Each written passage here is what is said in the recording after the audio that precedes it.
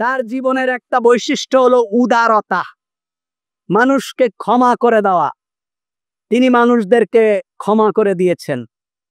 মুহাম্মদুর রাসূলুল্লাহ সাল্লাল্লাহু আলাইহি ওয়াসাল্লাম যখন মক্কা থেকে মদিনায় চলে আসবেন, আল্লাহ তাআলা বললেন, হাবিব, আপনার ঘরের চারপাশে কাফেররা দাঁড়ায় গেছে তরবারি নিয়ে।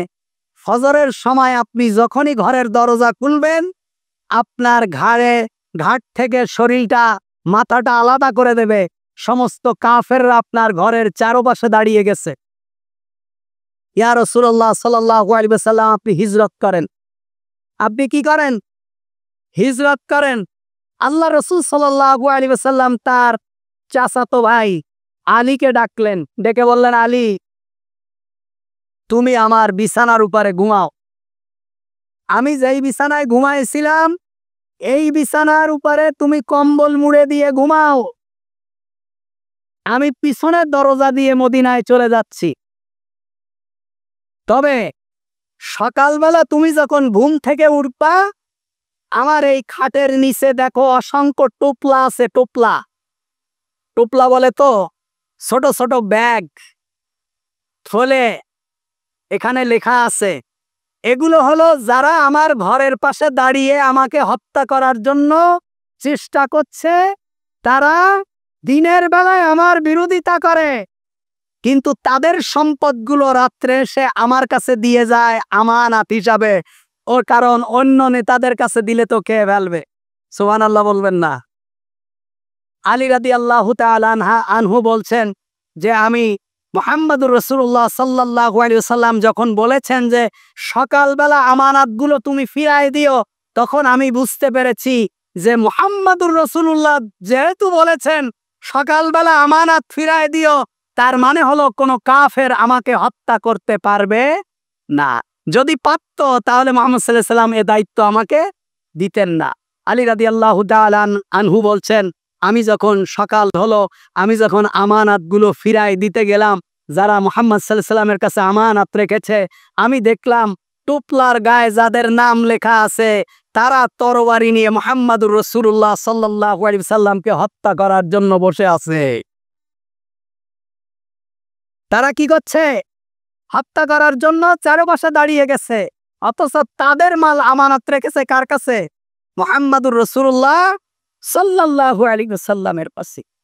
তা সুতরাং অনেকেই এখনো জানে যে হুজুর দুর্নীতি করেনি, হুজুর সাদাবাজি করেনি, হুজুর নিরীহ মানুষ, হুজুর গরিব মানুষ, হুজুর কারো গালে একটা চড় মারেনি। কিন্তু হুজুরে এই স্বাভাবিকভাবে চলতে দেওয়া যায় না। হুজুরে কি করতে হবে? বন্দি করো, মারো। হুজুরের এই উত্থান ঠেকাতে হবে। কিন্তু তারা নিজেরাও জানে যে হুজুর ভালো মানুষ। হুজুর কি মানুষ? কারো কাছ থেকে চুরি করেনি, ডাকাতি করেনি। তা মুহাম্মদুর রাসূলুল্লাহ সাল্লাল্লাহু আলাইহি ওয়াসাল্লামকে যারা মক্কা থেকে মদিনায় তাড়িয়ে দিল,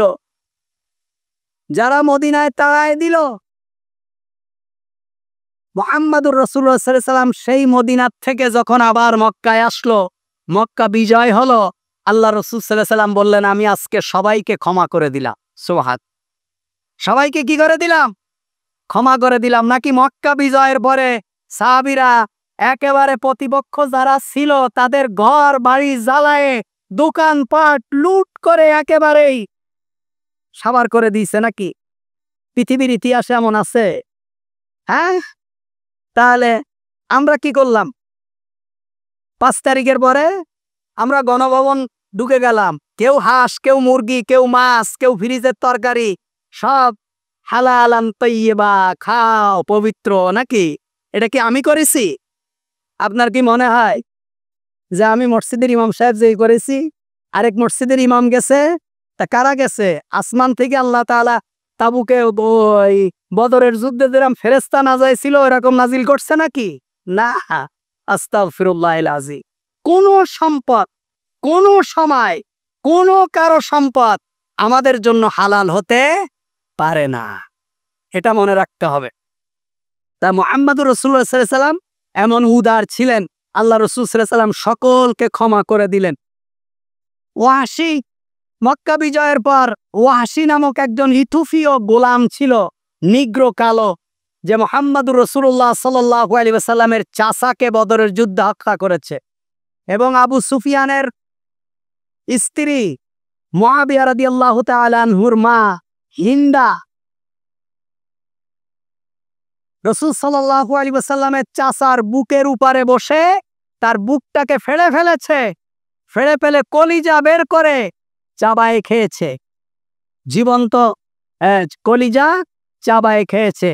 আল্লাহ রাসূল সাল্লাল্লাহু আলাইহি ওয়াসাল্লাম এই ওয়াহশী যখন মক্কা বিজয় হলো, সে তখন অনুশোচনা করে কোনো মাধ্যম দিয়ে মুহাম্মদুর রাসূলুল্লাহ সাল্লাল্লাহু আলাইহি ওয়াসাল্লামের কাছে পৌঁছায় গেছে, কারণ তার ধারণা হলো যদি কোনোভাবে মুহাম্মদ সাল্লাল্লাহু আলাইহি ওয়াসাল্লাম পর্যন্ত আমি পৌঁছাতে পারি তাহলে আমার আর কিচ্ছু হবে না। সুবহানাল্লাহ। লাকাদ কানা লাকুম ফি রাসূলিল্লাহি উসওয়াতুন হাসানা। একজন কাফের যে মুহাম্মদ সাল্লাল্লাহু আলাইহি ওয়াসাল্লামের চাচাকে হত্যা করেছে, সে বলছে যে আমি এতগুলো যুদ্ধ করেছি মুহাম্মদ সাল্লাল্লাহু আলাইহি ওয়াসাল্লামের বিরুদ্ধে, এত ষড়যন্ত্র করেছি, তার চাচাকে হত্যা করেছি, তার চাচার কলিজাকে বের করে খাওয়া হয়েছে, কোনোভাবে যদি আমি মুহাম্মদ সাল্লাল্লাহু আলাইহি ওয়াসাল্লাম পর্যন্ত পৌঁছাতে পারি তাহলে আমার আর কিছু হবে না। পৌঁছায় গেলেন আল্লাহ রসুল পর্যন্ত। আল্লাহ রসুল বললেন, তুমি কে? ইয়া রাসূলুল্লাহ সাল্লাল্লাহু আলাইহি ওয়াসাল্লাম, আমি ওয়াহশী। কোন ওয়াহশী? ইয়া রাসূলুল্লাহ, আপনার চাচাকে যে বদরের যুদ্ধে আমি মেরে ফেলেছিলাম এবং আপনার চাচার বুক চিরে কলিজা চাবায় খেয়েছিল আবু সুফিয়ানের স্ত্রী হিন্দা, আমি সেই ওয়াহশী। আল্লাহ রসুল বললেন, ওয়াহশী তুমি কিভাবে কাজটা করলে? ওয়াহশী তুমি কিভাবে করলে? আমার চাচাকে কিভাবে মেরে ফেললে? তবে শোনো ওয়াহশী, বলছি ইয়া রাসূলুল্লাহ সাল্লাল্লাহু আলাইহি ওয়াসাল্লাম, আমি আপনার কাছে এসেছি। কেন এসেছো? আমাকে মুসলমান বানায় দেন। সুবহানাল্লাহ। আমাকে কি বানায় দেন? মুসলমান বানায় দেন। সুতরাং আপনি যদি মুহাম্মদ সাল্লাল্লাহু আলাইহি ওয়াসাল্লাম যদি তার সাহাবীরা যদি তাকে মেরে ফেলে দিত, মুসলমান হতো কে? আল্লাহ রসুলকে যখন তায়েফের মধ্যে তার উপরে যখন পাথর বর্ষণ করা হলো, তাকে যখন একেবারে শেষ করে দেওয়ার উপক্রম হলো, জিবরাইল আমিন এসে বললেন, ইয়া রাসূলুল্লাহ সাল্লাল্লাহু আলাইহি ওয়াসাল্লাম, আল্লাহ আপনার কাছে জিজ্ঞাসা করতে বলেছে, আপনি যদি চান এই তায়েফের মাটিটাকে আল্লাহ তাআলা উল্টায় দেবেন, তায়েফকে ধ্বংস করে দেবে। যারা তায়েফে গেছেন তারা জানেন সেই সমস্ত জায়গা। আমি যখন তায়েফে যাই আমার শুধু মুহাম্মদ সাল্লাল্লাহু আলাইহি ওয়াসাল্লামের এই হাদিসটার কথা মনে পড়ে। আল্লাহ রাসূল সাল্লাল্লাহু আলাইহি ওয়াসাল্লাম বললেন, না, আজকে যদি আমার কথার কারণে আল্লাহ তাআলা যদি তায়েফবাসীকে ধ্বংস করে দেয়, তাহলে আগামী দিন এই কোরআনের দাওয়াত আমি কার কাছে পৌঁছাবো? সুবহানাল্লাহ।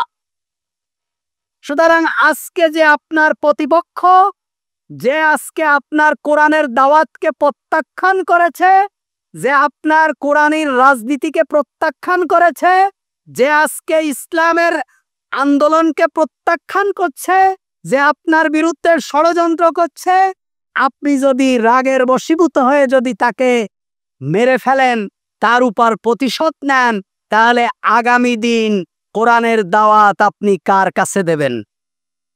কার কাছে পৌঁছাবেন? মুহাম্মদুর রাসূলুল্লাহ সাল্লাল্লাহু আলাইহি ওয়াসাল্লাম আমাদেরকে সেটাই শিখিয়েছেন। আল্লাহ রাসূল সাল্লাল্লাহু আলাইহি ওয়াসাল্লাম এভাবে উদার ছিলেন। আল্লাহ রাসূল বললেন, ওয়াহশী তুমি কালিমা পড়েছো, মুসলমান হয়ে গিয়েছো, আল্লাহ তাআলা তোমার জীবনের সকল গুনাহ মাফ করে দিয়েছেন। তবে ওয়াহশী তুমি আমার সামনে আসবে না।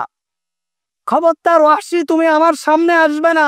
তুমি মুসলমান হয়েছো, আমি তোমাকে ক্ষমা করে দিয়েছি, আল্লাহ তোমাকে ক্ষমা করে দিয়েছে, তবে ওয়াহশী তুমি আমার সামনে আসবে না, কারণ তোমাকে আমি যখন দেখব তখন আমার কলিজার টুকরা চাচার কথা মনে পড়ে যাবে।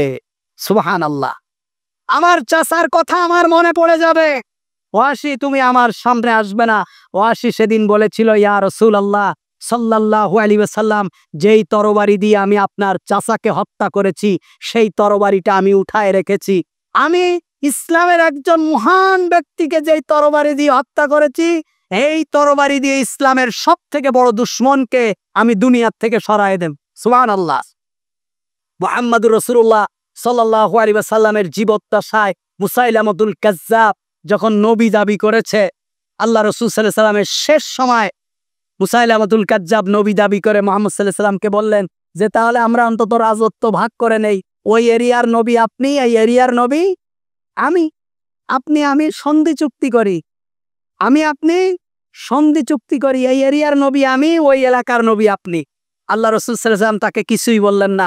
আবু বকর রাদিয়াল্লাহু তাআলা আনহুর সময় যুদ্ধ পরিচালনা করে তাকে হত্যা করা হলো এবং ওয়াহশী সেই ইসলামের সব থেকে বড় দুশমন, মিথ্যুক নবী দাবিদার, সর্বপ্রথম তাকে হত্যা করেছে।